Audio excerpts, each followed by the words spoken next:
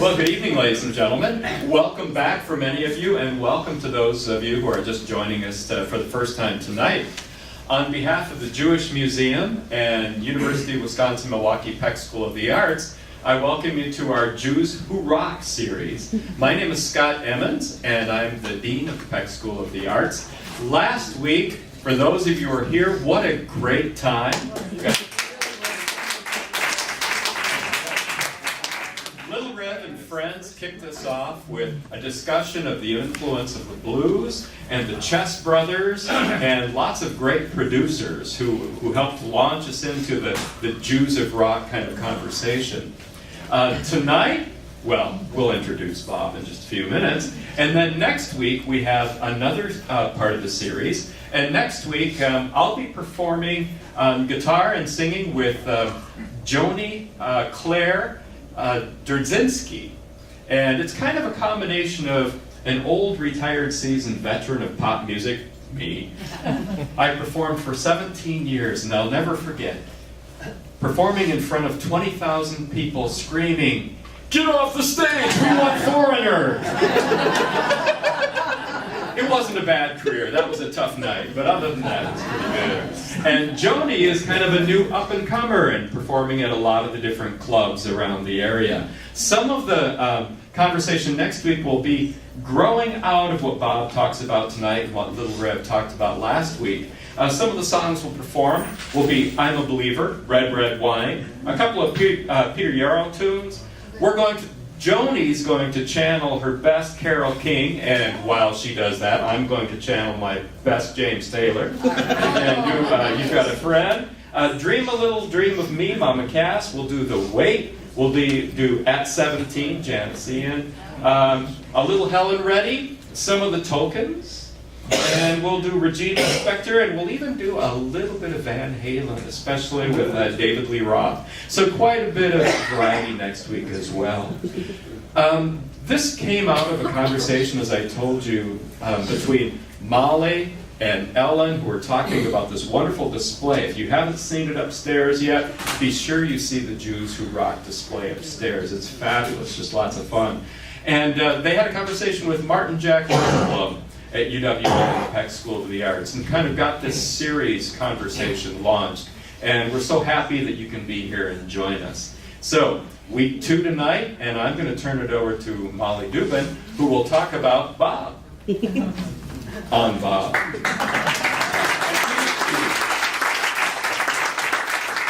Thank you so much, Scott.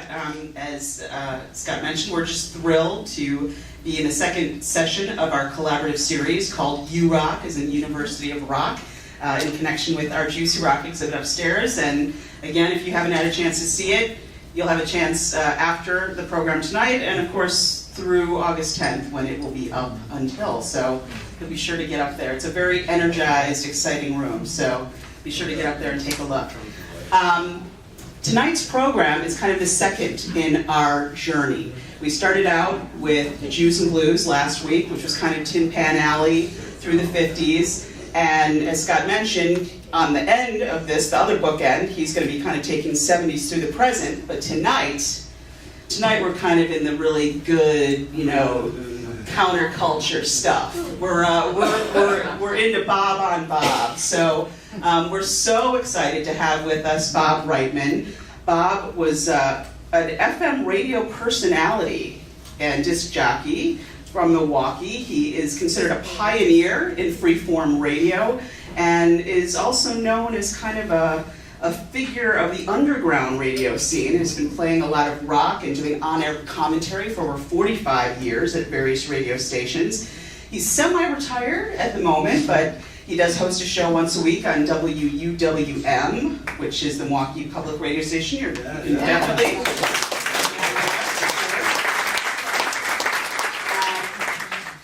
So it's fitting tonight.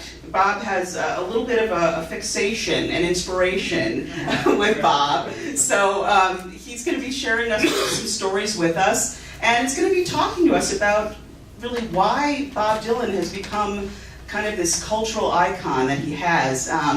And of course, he's been through a lot of incarnations from the religious perspective. He's, gone from kind of acoustic to rock, from kind of folk to, going into different genres, and it's been really interesting to follow that journey. And Bob's going to kind of be our tour guide as we get into it on Bob. And I just have to, it was interesting when I was looking at Bob's background. Aside from being born in Oklahoma, raised in Milwaukee in the Whitefish Bay area, he's the son of an FBI agent. So maybe that has something to do with his investigative resources having to get really down to it when it comes to Bob Dylan. So without further ado, please give a warm welcome to Mr. Bob Reitman. All you have to do is press play. Oh, okay. Thank So, you. All right. so Hit yeah. play, P-L-A-Y. All right, we don't do that now. So this is play right Okay, there. thank you. There you go. Thank you for showing up. It's lousy outside.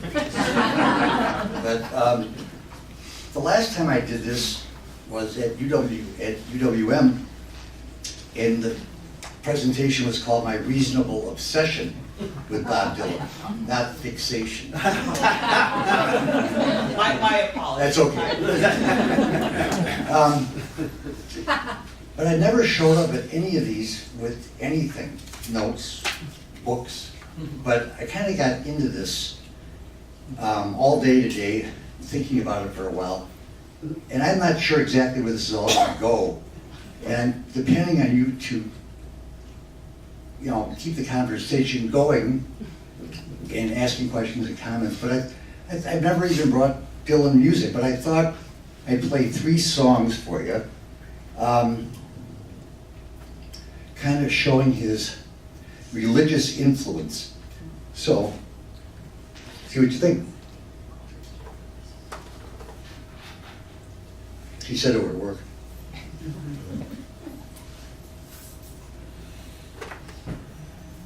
I think that's the one.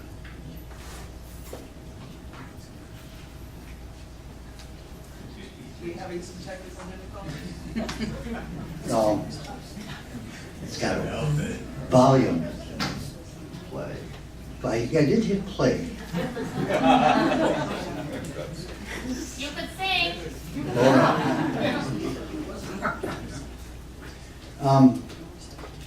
The first song, maybe, if we get to hear it, you probably never heard before.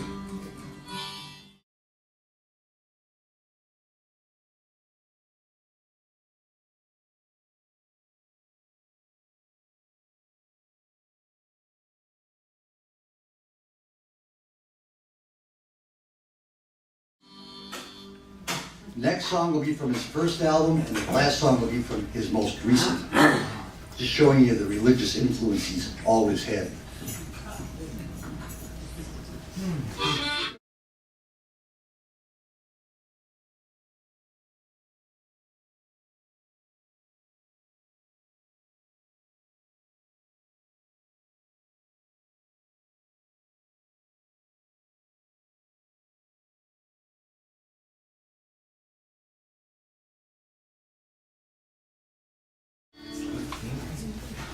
That was from his first album. He was really young, and that energy that he had. And that's a direct, that's an old traditional song. I mean, I have a copy of that by, whoops. Pause doesn't work.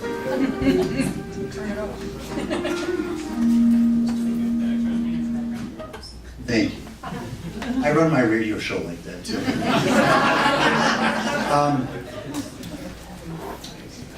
But this next song is from his most recent album, and besides the obvious change in his voice, which a lot of people couldn't even get into him when his voice was okay. And that's too bad. That's the one thing that stopped some folks, but it's understandable. But this song isn't as blatantly religious as Gospel Plow is, but it's interpreted by some to be religious. So with that in mind, it's a good song either way.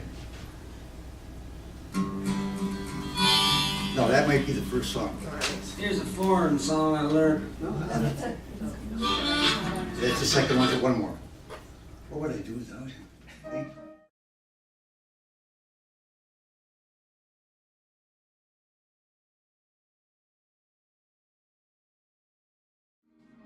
Okay. I never played Dylan songs at any of these, and I feel like I was feeling like I was going to be kind of cheating you a little bit, but I didn't get to listen to Dylan.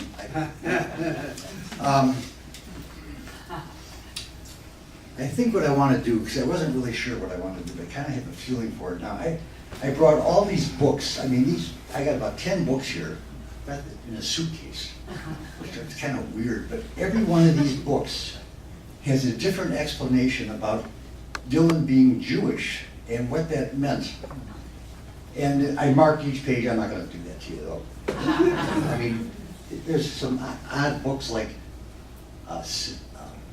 Saved, the Gospel Speeches. I don't have my glasses on.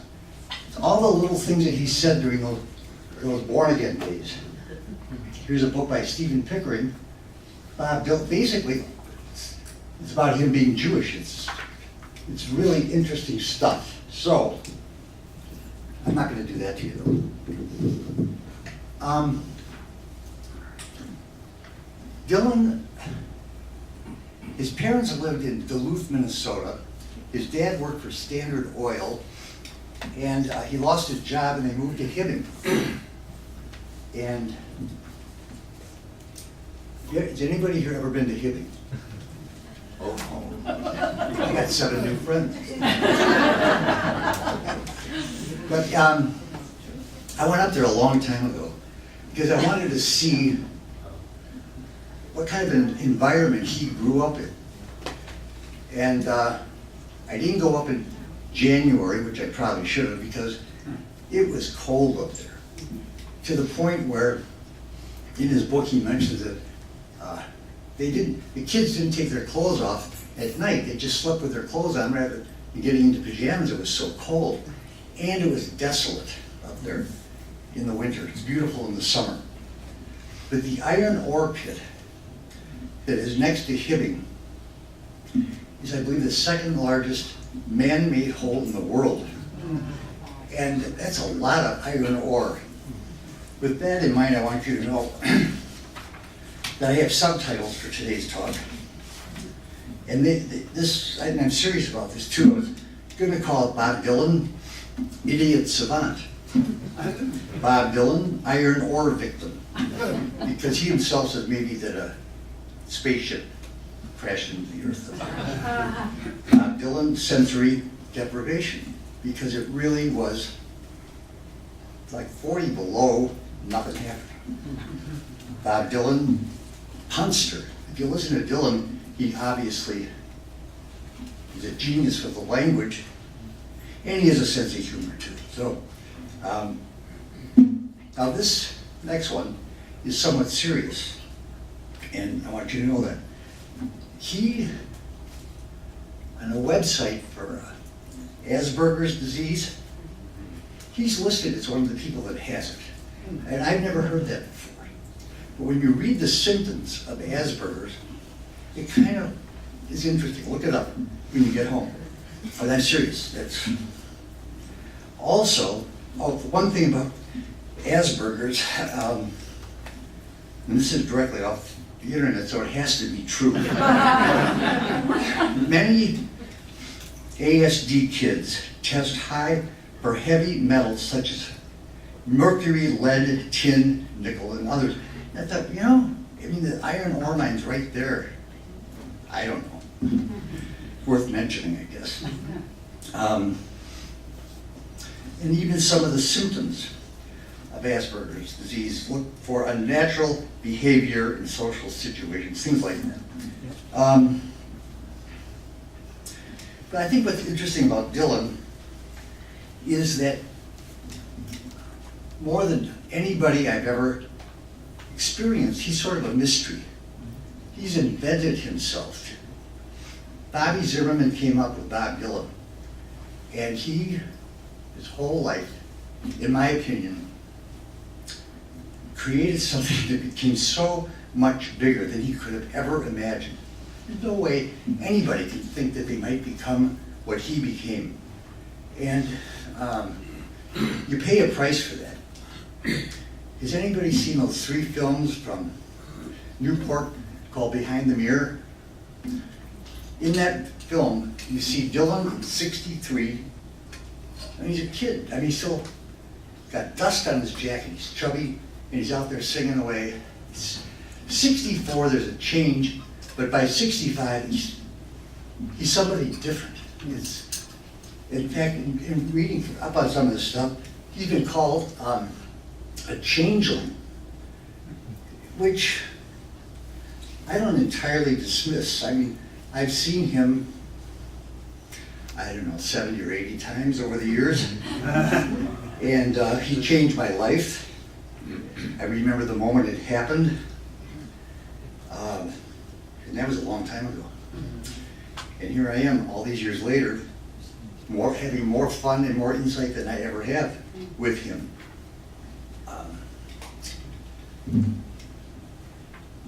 How about some comments or questions? How did it change your life? How did it change my life? I'll tell you the story. I'm sorry, it's just so warm. True story. I was living on Prospect, where Brady runs right into it, on the east side of the street where that little 3-story home office building is. And right to the south is a huge 20-story condo or something. But there used to be about a 16-room rooming house kind of place there. And I lived in there. And some other very interesting people that I've run into in my life, a lot of them were in there. And there was one woman who was probably about 22, right around my age, and she was painfully shy. I mean, painfully shy. I was afraid to say hello to her. She had long, straight blonde hair. She looked a lot like Mary Travers, because that was the end of the Beat era and the beginning of the next era. And she was extremely shy. At any rate, one day I wasn't feeling too well, and there was a knock at my door, and it was her, Susan Sells. And she said, I heard you weren't feeling too well. Maybe this will make you feel better. And she handed me another side of Bob Dylan. So that in and of itself is remarkable that she would do that. It was a kind gesture, just a nice thing. So I put this on, and I had heard of Dylan through Peter, Paul, and Mary, and that kind of stuff, because he was a songwriter. So I put it on, and I'm kind of moving around the apartment, just doing stuff, and I hear the first, second, and third songs. Interesting. Not paying a lot of attention. Then something happened. Chimes of Freedom came on. And see, even when I say it, I get goosebumps because I'd never heard anything like that. It stopped me dead in my tracks. It's like, what am I hearing? And I wrote poetry. I guess maybe that was one reason. Whatever it was, it froze me. And it just kept on going with it. I've never heard anybody sing like that, words like that. And that was the ball game.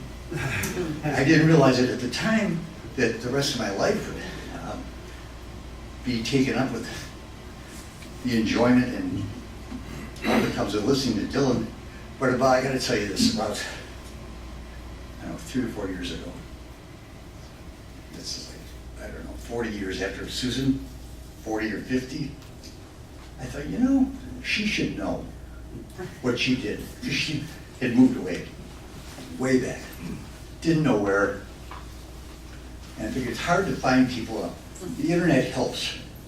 But with women, a lot of them have a different last name, so I wasn't real optimistic. But I found her. She had not married, and she was a retired English teacher in California. So I asked her if she remembered me, and she did. And I told her what happened to me because of her. I said, this is what you've done. And I can't thank you. And as I told her, it was really a neat experience to be able to find her and thank her.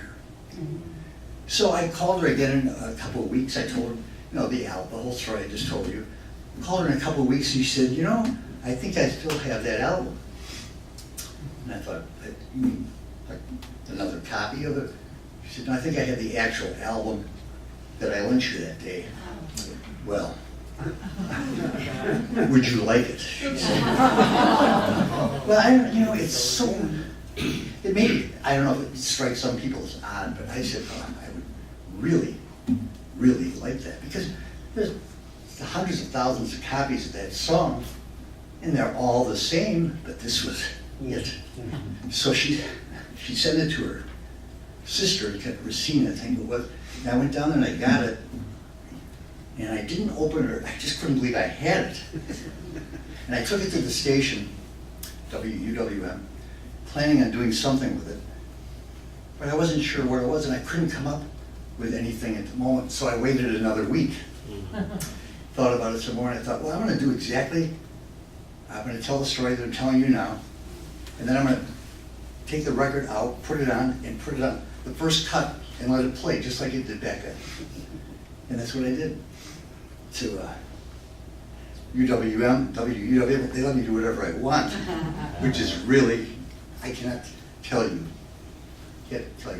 how exciting that is. So it went to cut 1, cut 2, cut 3.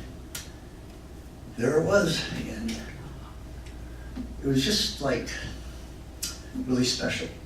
So then I put it back in the sleeve, put it back in the cover, took it home. And I said, I'm never going to play this again. I got one of those frames you get at Michael's, and I put the record in one and the cover in the other, and a picture of Susan in each one that's sitting on my wall. And it's like a full circle. And that's what happened, and it was just an amazing experience. But with Dylan, if you love words, I would guess you'd like Dylan. I would imagine he would appeal to people that like the joy of the language. If you don't like his voice, and a lot of people don't, like I said before, that kept some from listening to him. People like, I can't get past his voice. I should have had Tom Waits records.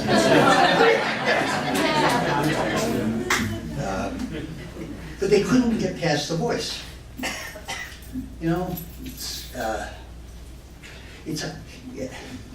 It's too bad.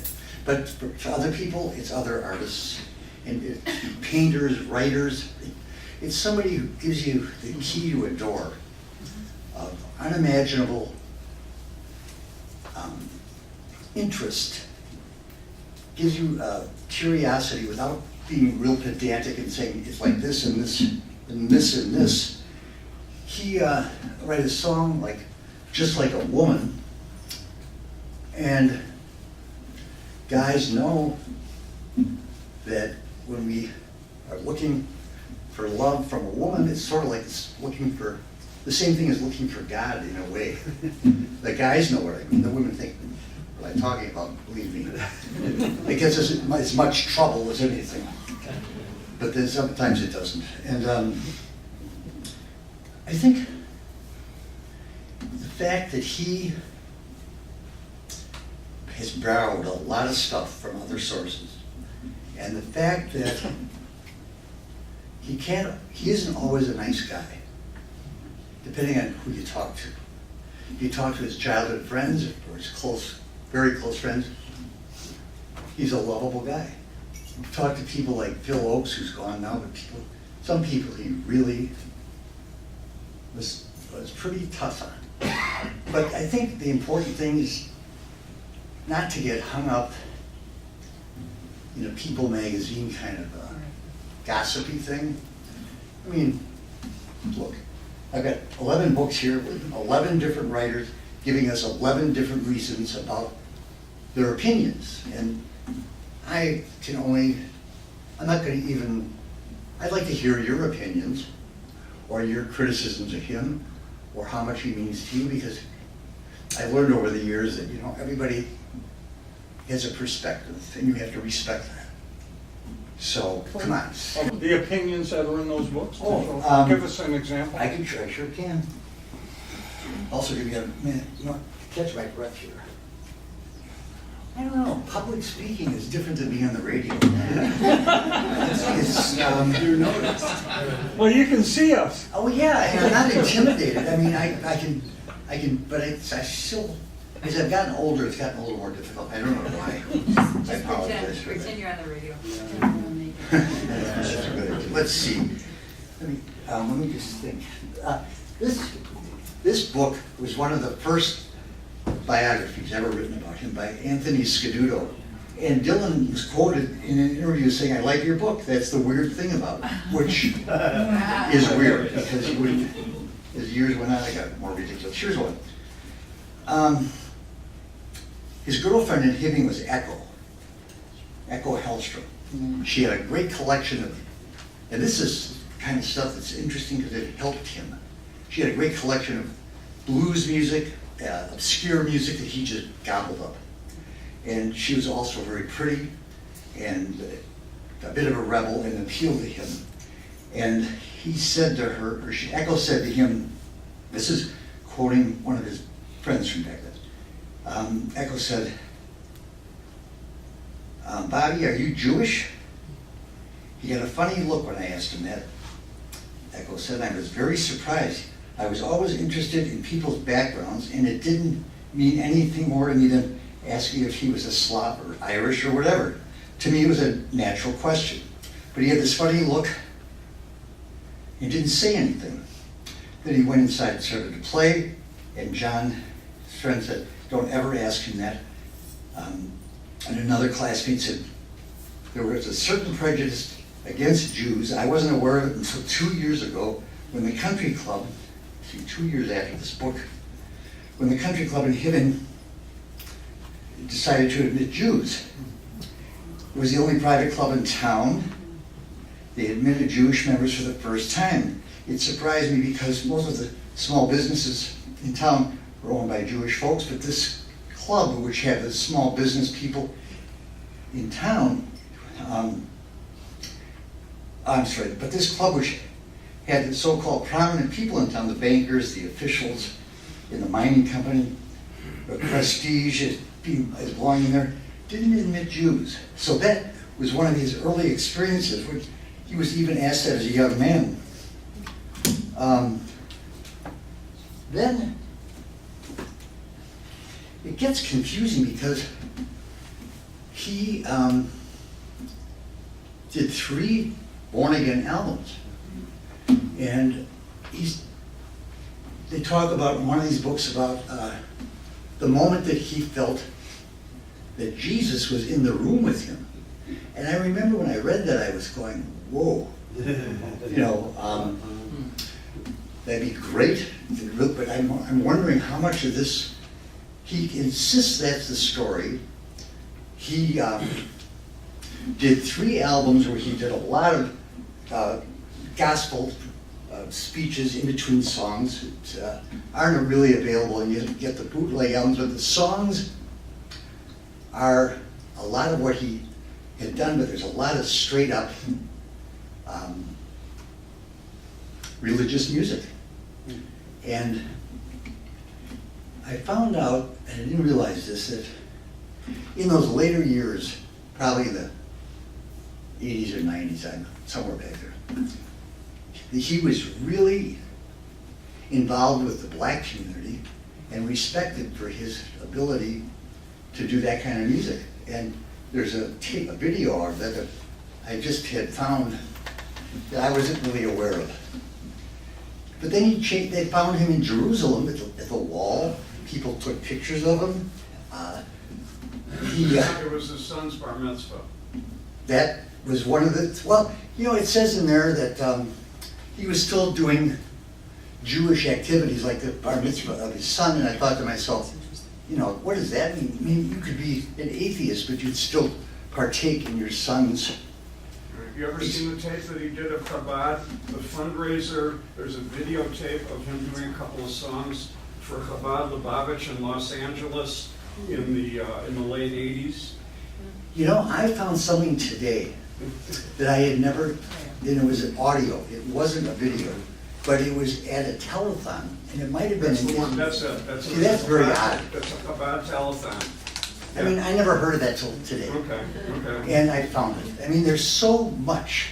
When you look at the album Infidels and you open the sleeve and you see the picture of him on the Mount of Olives kneeling down. Yes. And then you listen to the song Neighborhood Bully on that album. Yeah, right. Which is what I was thinking of as I was coming in here today, which is as strong a statement of support for Israel as anyone has ever put on a record. Yep. I mean, you know, he's shifted camps. Again, you talked about him being a changeling or a chameleon. I mean, that's a perfect example. Exactly. And is that the one with the picture in the middle that was taken in the Holy Land? That's correct. Okay. He's on the Mount of Olives in Jerusalem. Okay.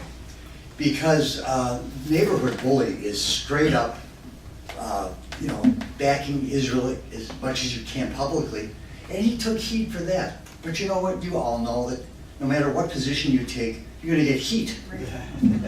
I mean, you can be for orphans and somebody will pick up. I mean, it's true. It's much more now than I've ever seen in my life, how contentious things are. It's depressing. But, so he's doing these different things, and the thing about Dylan is he never gives you a straight answer. And so, what do you believe, you know? I mean, that's why I think there's all these books. That's why we're here tonight. That's why people are fascinated. He's not, because he's somewhat deceptive. I mean, it's odd. But when you realize how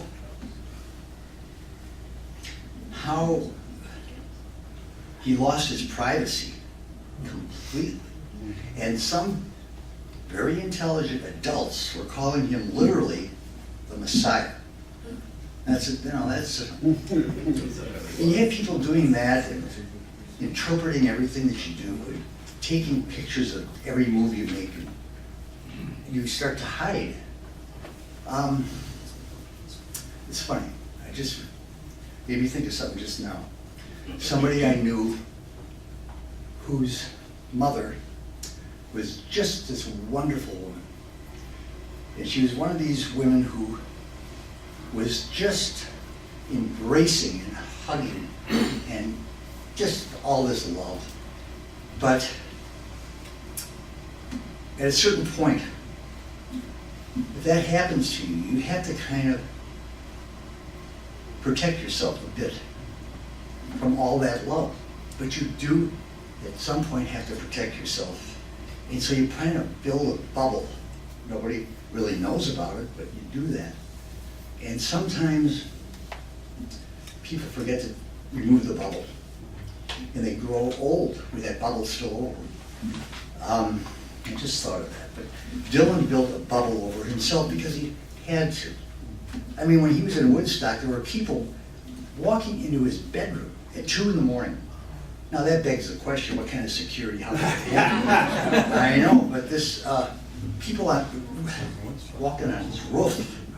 I mean, you name it, his world had become really unimaginable to us. What was that like? And so that's why that video of him in '65, is so interesting because, you know, last night I saw Jack White at that wonderful air-conditioned Eagles ballroom. But I had a good time.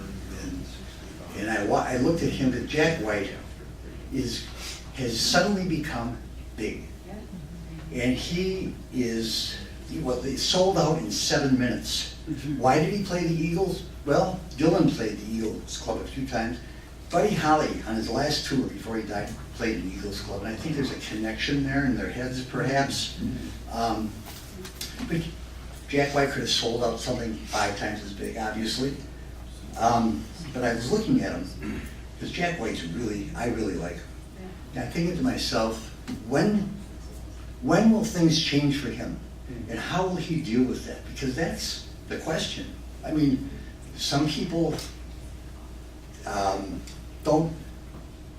can't deal with that kind of a change. You look at maybe a young athlete who's suddenly being paid $20 million a year. If they don't have somebody that they trust, I don't know how you deal with that. A lot of them can't. And you don't know who your friends are. All unimaginable. And I hope Jack White doesn't fall into the traps that are so easy to fall into when you start getting treated like something that you really, none of us really are. Yeah. Going back into the 60s, first of all, I don't know of a better poetic talent than Dylan almost all the way through. But the thing that really riles me is the 60s sort of, I'm going to talk in lout to you. In what? Lout. That is, I'm going to speak with an enunciation where I pronounce all the words properly as though I were an idiot. Oh, really? That's right. How interesting. And from my own background in Appalachia, I've seen that before, and I remember in Madison in the 60s also seeing people trying to imitate the people. And that sort of thing, he got past it, I suppose. But still, very often when he enunciates a lyric, it's enough to make me climb a wall. That is absolutely amazing. I've never heard anybody say that. I'm not disagreeing with you. I'm glad you said that, because the big joke with Dylan the last number of years is when they imitate him on television. You know, and I say, listen to him. You can hear the end, the words that end in consonants. He says them, and it's so pure. Now, I love it. And I find that fascinating, because I'm not saying you're wrong, I'm just saying that I loved the way each word became a paragraph. One word. And there's people that would, getting off the subject in a second, there are artists that would give up a career to write one line like he does. You know, it's ridiculous. It's not of this world in a lot of ways. It's so, one of the other titles of this talk tonight was going to be, if most of us use 10% of our brain, is that what we get when we use 13%? All right. Thank you. Why he's like that, I don't know.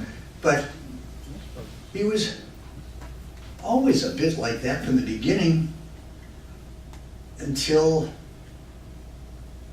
he started messing with the songs a bit. I shouldn't say messing. He redid them to keep himself, I think, interested. And I don't know how many Dylan shows I've seen where we're going, which one's that? Really? And you don't know. But it bothered you because you thought he was copying an attitude towards the listener, and you saw that in Appalachia. Tell me more about that. Were there people that would talk to people like this that came off condescending? Is that? That's right. That's right. I'm going to be just like the folks. Oh. And I am going to use this kind of way of proper speaking. I want you to know that I know better, but I'm going to be just like them fellows who are stomping in their That's boots. really interesting. That is really interesting. And the people that would talk to people like that, they had to be aware of it. Didn't they all feel it was being, or did some people buy into it? Oh, he's like, we are?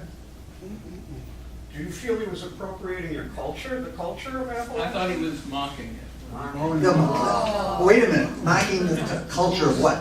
Of less educated people, of people who did not have that broader experience, and I want you to say, I am going to pronounce every single syllable to you in, it's what my uncle used to call city billing. That's really interesting, because I think a valid criticism, and maybe we'll do one now, is that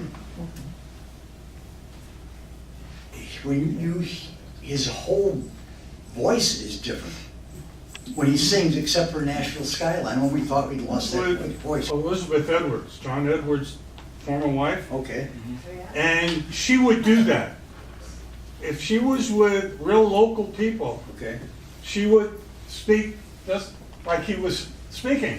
And then when she turned into a lawyer, and a successful lawyer's wife, and she was running for office too for a while, you would think that she was from New England. Okay. She could turn it on and off, but they learned, the people down there learned to turn it on and off. Number one, I think, so they could be successful, because they knew when they left their neighborhood, nobody would really listen to them unless they sounded like mainstream America. So it was deliberate, and I heard Elizabeth Edwards actually talk about it and demonstrate it before a lot of people. She actually admitted it? Oh, yes. Oh, and talked about it, the process. Code Yeah. switching, yeah. Yeah. I think it's simpler than that, though, honestly. If I think back to the early 60s and the kind of people that Dylan was singing with and imitating, really, learning Listening from to. Doc Watson, you know, some of those, the Woody Guthrie. Woody Guthrie, these people. I think he was modeling more than really imitating or being snide about it. But that was the sound of that music, and it was wonderful. Yeah. Now, see, I'm fascinated by what you're saying back there, because I've never heard that, and I emphasize, I believe you, and you're backed up here. And I was gonna say, early Dylan, he did cop a Woody Guthrie style. Sure. It wasn't the kid from Hibbing, No. and it wasn't the voice either, because I read one place where they thought one of his models for voice was William Burroughs, the beat poet. And the Dylan phrases, no matter what you think of how he says it, his phrasing is like, there's only a couple people even in that orbit, maybe Sinatra, you know, that can phrase like that.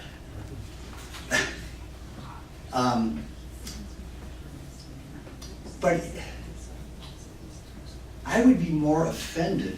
I don't know if I see the trouble with people like me is it's like unconditional love. I mean that. I mean, I have to be really careful, because if you unconditionally love your mom and dad and your kids, you don't unconditionally love your wife or husband or your best friend. I mean, unconditional. And I have to be careful not to unconditionally love Dylan, because then you start making excuses for everything he does. And I've seen people defending stuff they shouldn't, not criticizing stuff they shouldn't. But that's fascinating. Maybe it's part of his mysticism too. Part of his, Well, when you're a mystic, it's hard to explain. It's sort of like the nature of things. You can't explain everything. well, now that, he's And saying that so, Dylan, you know, it makes him sort of every man and no man. It's just too difficult. and what you're saying in one of these books, and I think it's the one by Pickering, the one that really deals with him being Jewish, he talks about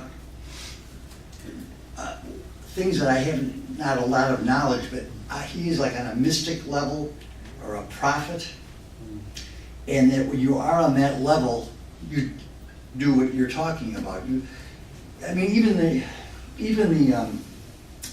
one of these books. I think it's this one. Maybe it's another one. One of the blurbs on the back, actually Dylan said, most writers write like they're talking to 10-year-old kids. And this guy writes like he's talking to a 40-year-old. Basically, he's complimenting the writer. But this other book by Pickering talks about that mystical aspect. And that's interesting territory, because that's hard to prove. But you know what? It's also possible to, you know, if he's not a prophet of some sort, then who is? And I can be, you know, I know people would not like to hear that. What about John Denver? You know. Yeah, he's gone. But it's tough because I am so amazed by him constantly that that there is something there. I'm not sure exactly what. I just always remember this quote when, we always think of Dylan as the change agent, and he was having an interview and they said, oh, you're a change agent, and he's like, I don't want that responsibility, that's not what I'm about, and he was like denying the whole thing. So was he, he used to say, I'm just doing my music, and whatever you guys want to do with it, it's up to you. So was that just being his personality, or what was going on with that? I remember he was interviewed and they said, what do you call yourself, a poet? Or what are you? And he said, I'm a song and dance man, which ended up being the title of the book. But it was answers like that that were Teflon. But when he denied being the spokesman for a generation, at least in terms of the times they are changing, masters of war, hard rain's gonna fall, with God on our side, and on and on and on, which changed a lot of us, or amplified what we felt, or solidified maybe some abstract thoughts, whatever it was powerful for a lot of people. And for him to deny that, no, I don't believe him. I think he just didn't want to say, yeah, I did that. I hope everybody, he didn't want to, I mean, on Planet Waves, there's a line in there about, I didn't want to lead the charge. He wants to back off. Well, when your life is, when you become that glorified and haunted and intruded upon and everything that we, honestly, I don't think any of us can imagine, you gotta put that bubble up or you're gonna get slaughtered. Way back. I was glad you talked about the unconditional love. I was gonna ask about that. You've been in a long-term intimate relationship with Dylan for like 50 years now. Yeah. The site came out in '64. Well, most long-term intimate relationships have ups and downs. Yep. And I wonder if you can talk about any of the down times and how you cope with it. No, that's a really great question, because I'd be lying if I would say to you, well, no, there were no down times. There were times when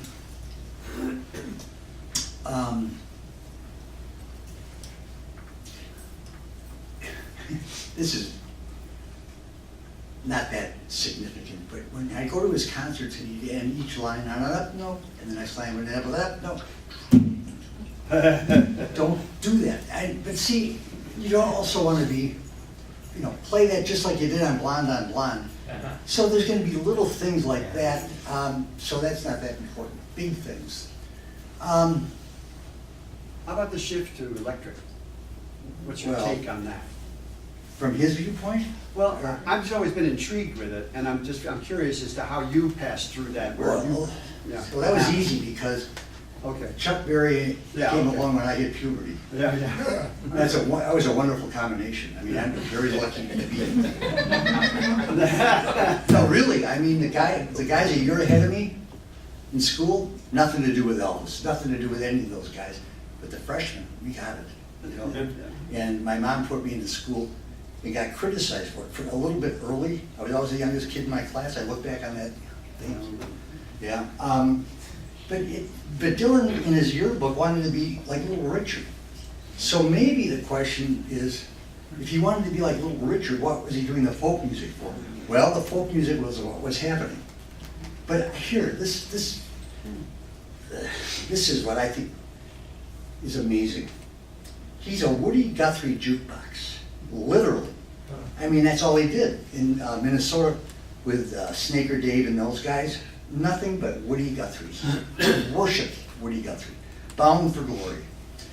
When he went to New York, one of the first things he did was ask the directions to the New Jersey State Hospital, where Woody was dying. And he went up there and sang songs to Woody.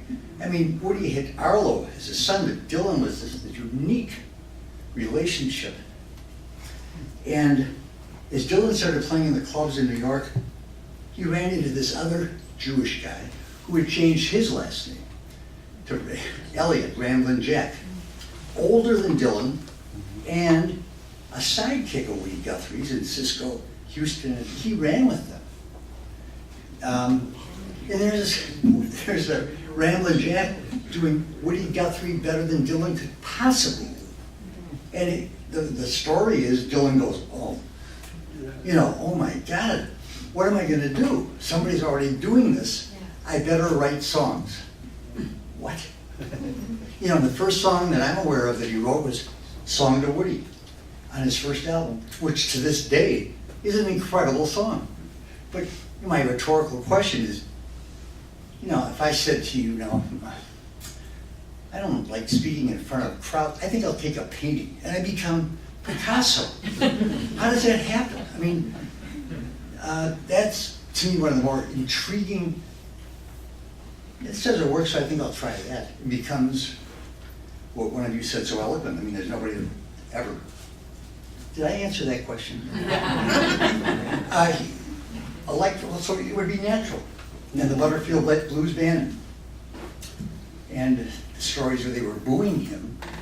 But then that's an argument because other people were saying they were upset because they wanted more. And then sort of Pete Seeger had an axe, was going to cut the cables. That's not true. Seeger was upset.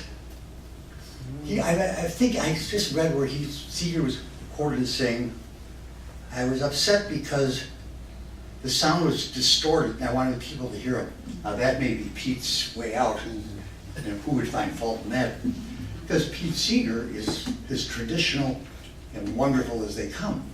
But Dylan jumped, he turned his back on folk music, or moved beyond it, however you want to look at it, to something that the guys that sing out and all the purists, and there were a lot of them in the village, were mad at him. And he just didn't care. Look, you go into a coffee house and play a song, and people are booing you off the stage, and you go off the stage and you go, that's their problem, I'm good and I know it. That kind of arrogance he had to keep going. Yeah. I was there. I was at that famous concert in Carnegie Hall where he took a break. Yeah. He comes out after the break with his leather on, his leather vest, white shirt, and he didn't sing folk music the second half, and he got booed off the stage. You saw that? I was there. Now, was that in the full-sized Carnegie Hall, or was that in that smaller? No, that was not. The full room? That was the full size. That wasn't City Hall behind it in another venue. This was about 3 months after he did the same thing at Newport, but we didn't know he did it at Newport. Word didn't travel that fast at that time. We didn't have the internet.